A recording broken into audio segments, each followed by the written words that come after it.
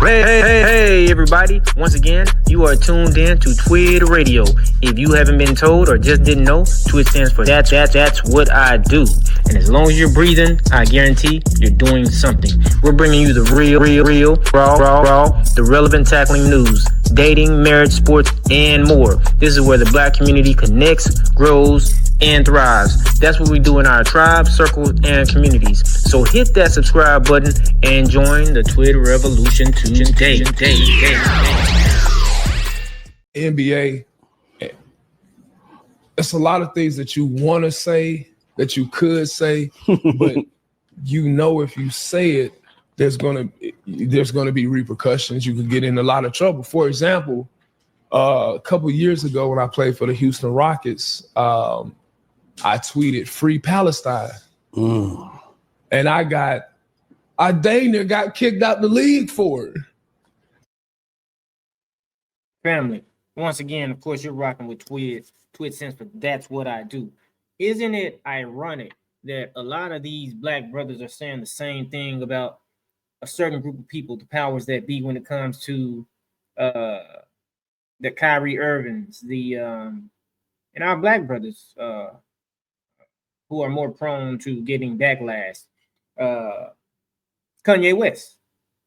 But we're gonna listen to Dwight Howard as he speaks on just a tweet that he made and how the ramifications came pouring in because of a tweet.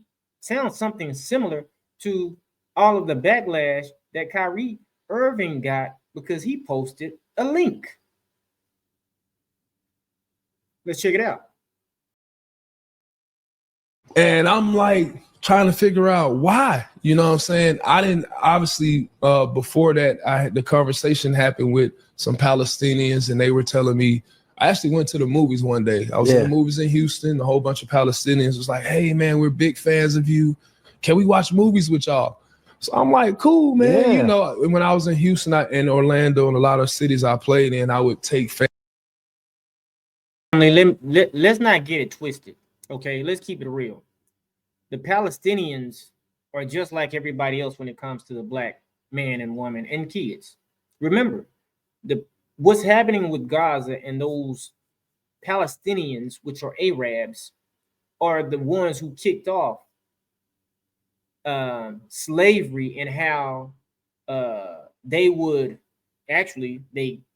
upheld slavery for over 1,200. Read the Black Holocaust. They upheld slavery for over 1,200 years. Read the book and find out some of the things that they did to our people and some of the things that they still are over there doing to melanated people. So now they're over here in America looking at a black man who has prestige and power, hoping, expecting, wanting, desiring him to speak up on their behalf, while over there, their people hate us.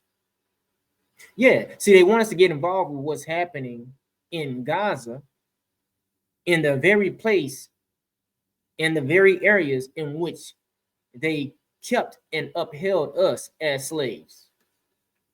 Isn't it ironic?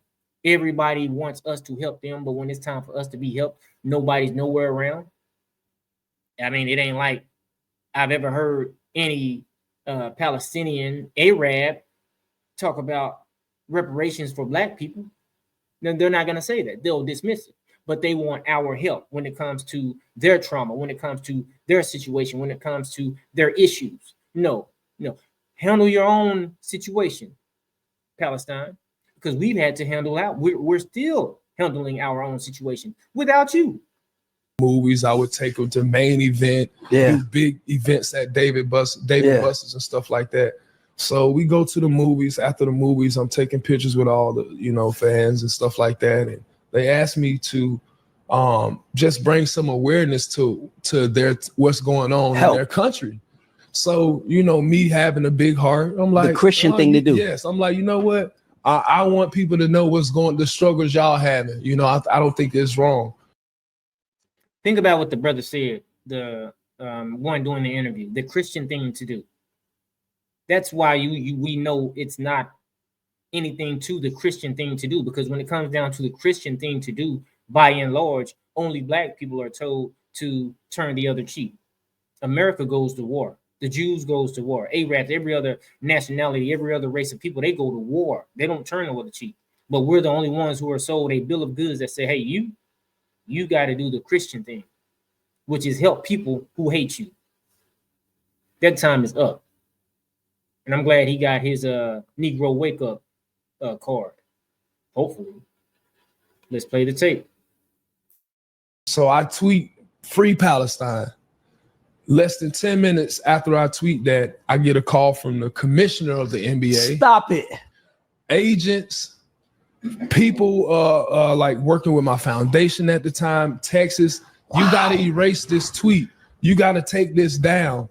You're going to get it. I'm like, what did I do that was so bad? Can somebody explain to me? Yeah, can somebody explain? You know, and it was just like because I went against the grain. I said something that people didn't like. And I, you know, now. Not people didn't like, they didn't like. So now it's like I got to stand on what I believe and how I feel and not go back on it. Yeah. And when you're in the league, you be in that place where if I say too much, or if I say something, I may not get a job no more.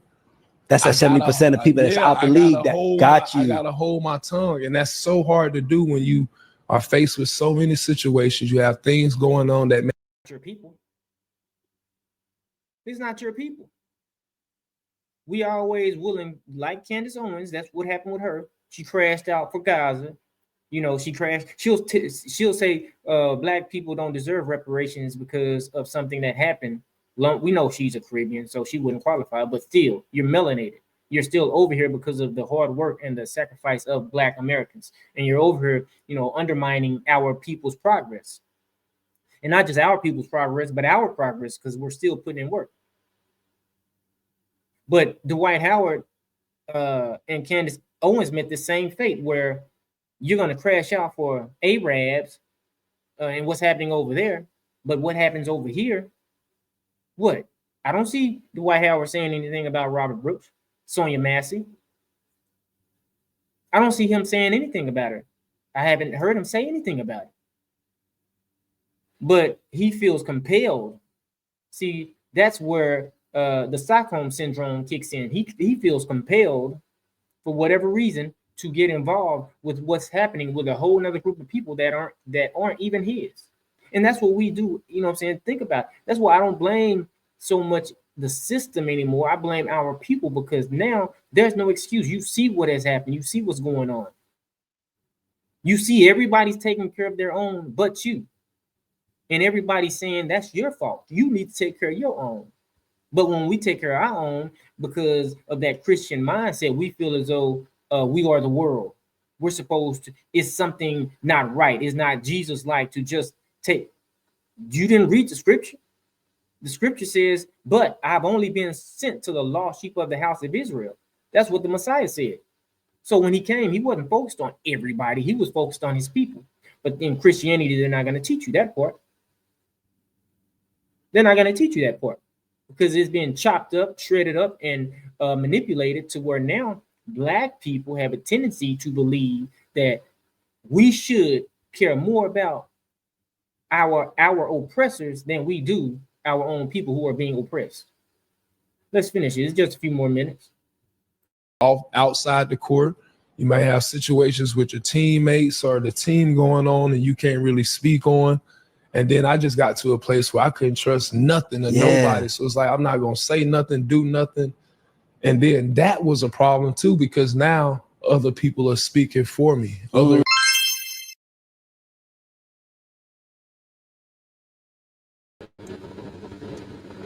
So he says that was a problem because now other people are speaking for me.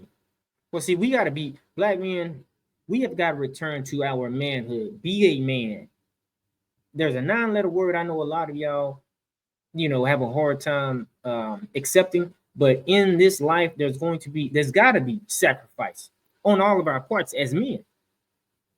Doesn't matter what level, but you've got to be willing to put up some type of sacrifice. Don't wait till you get old. Don't wait till, you know what I'm saying, your word it has no much power. It has a little power. Do like Muhammad Ali did in the prime of your life.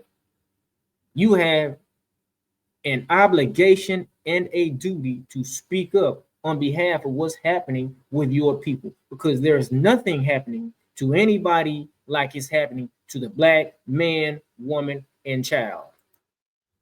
Nothing.